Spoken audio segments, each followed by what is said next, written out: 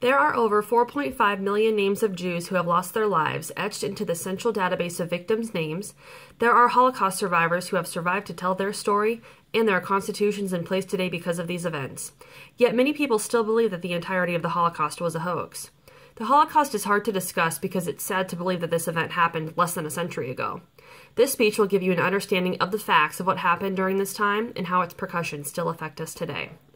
There were several different occurrences which contributed to the building of the concentration camps and what happened after. In regards to the beginning of the Holocaust, we can put blame on Adolf Hitler. The Auschwitz concentration camp was built under Hitler's orders to get rid of Jews. He believed that Jews were unfit to live, so he implemented his plan called the Final Solution in an attempt to create one pure race.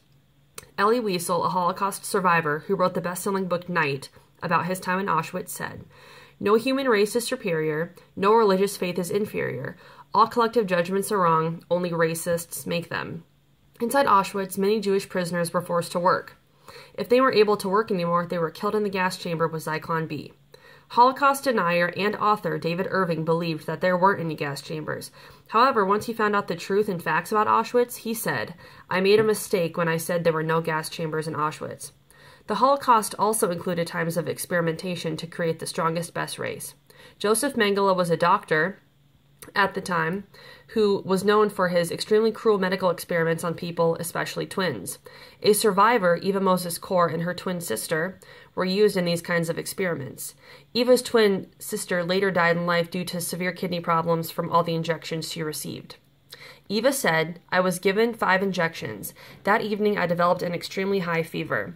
The next morning they looked at my chart and Dr. Mengele said laughingly, 'Too bad she is so young. She only has 2 weeks to live.'"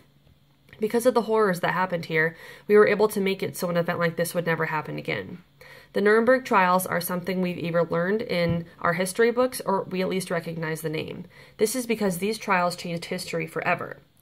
Any person who is at all involved in the killings of Jews in any way was put on trial.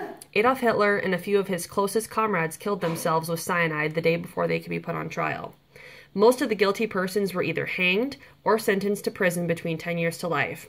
Sir Hartley Shawcross, the lead British prosecutor at the Nuremberg trial, said, "Hitler intended to exterminate the Jews, but failed. What he did gave final impetus to the establishment of a Jewish state. That state is now established." According to the United States Holocaust Memorial Museum, the Allied forces issued the first joint declaration officially noting the mass murder of European Jewry and resolving to prosecute those responsible for violence against civilian populations. In conclusion, Adolf Hitler is truly the man responsible for the beginning of the Holocaust.